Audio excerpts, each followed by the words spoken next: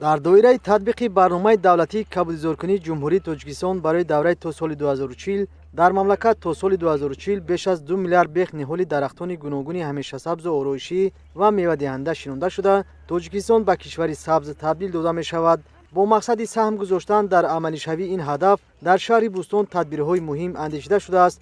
در این زمینه با هدف سبز و خرم نمودن کوچه و خیابان و موضعهای استراحتی و فراغتی معرکه نهالشنانی آغاز گردید. در گلگشت نزدیک کولی شهری با اشتراک نمایندگان مقامات اجرایی حاکمیت دولتی، ریاست خوجگی منزلی و کمونالی و فعالان شهر بیش از 300 بیخ نهال صنوبر و 400 بیخ نهال پاولونیا شنانده شد. شناندن نهال و آباد نمودن یک گوشه دیار که از عمل نیک و ثواب به شمار می رود از گذشتگان به میراث مانده است. همین است که هر سال در این ایام با اجرای چنین کارهای سبز و خرمگردانی برای سرسبزی دیار ساکنان سهم خود را می‌گذارند. در شهر بوستون با مقصد سزاوار پیشواز گرفتن 35 سالگی استقلالیت دولتی جمهوری تاجیکستان و اجرایش برنامه دولتی کابلیزورکنی جمهوری تاجیکستان برای دوره تا سال 2040 معرکه نهالشنانی با مرام ادامه دارد. تا این جانب در حدود شهر بوستون و موضع کولی شهری زیاده از 1000 بیخ درختان همیشه سبز صنوبر و پاولونی و 5000 بیخ گل صدبر شنانیده شد و کارها در این سمت با مرام ادامه دارد. ما در نقشه داریم که تا آخر موسم پر نقشه پیشبینی را به اجرا رسانیم.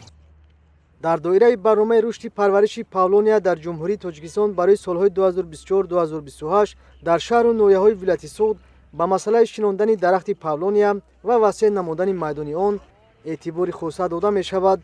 با همین مقصد در شهر بوستون در معرکه نهالشنانی امسال پرورش نهال‌های پاولونیا هم به نظر گرفته شده است. شهر بوستون همچون شهر سیاحی دوام سالهای اخیر آباد و زیبا گردیده کارهای سبز و خرمگردانی به سیمای این شهر حسن تازه ضم می‌کند.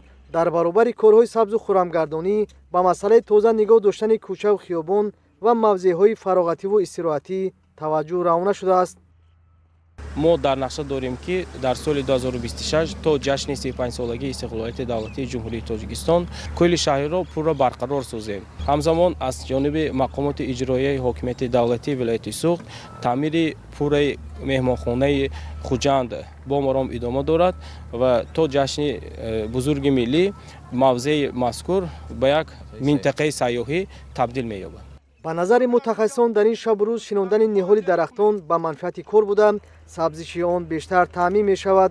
یکی از عنعنه‌های نیکی گذشتگان ما در جشن صدم آغاز کارهای نهالشنانی سبز و خرمگردانی محسوب می یابد که تا به امروز این تدبیر آبادکاری رایج است. در شهر بوستون اساساً در منطقه‌هایی که امکان تامین درختان با آب فلزی موجود است درختان همیشه سبز و آرایشی شنانده می شود. هدف به بوستان حقیقی تبدیل دادن شهر معنی داد می گردد.